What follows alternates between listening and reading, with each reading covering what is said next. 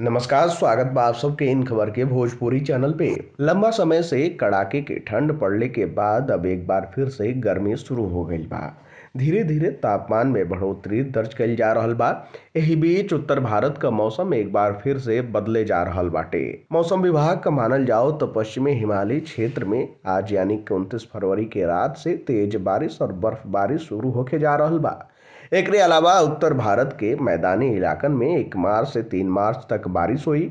उत्तर प्रदेश समेत उत्तर भारत में ओला गिरले और बारिश होखले क संभावना बाटे। पिछला 24 घंटा के मौसम का बात कइल जाओ तो उत्तराखंड, अरुणाचल प्रदेश, जम्मू कश्मीर, लद्दाख, हिमाचल प्रदेश में बारिश और बर्फबारी हुई।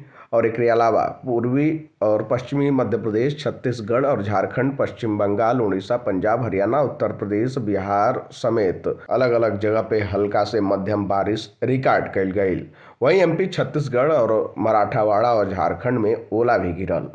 मौसम विभाग का मानल जाओ तो पश्चिमी हिमालयी क्षेत्र में 29 फरवरी से और उत्तर भारत के मैदानी इलाका में 1 मार्च से बारिश हुई।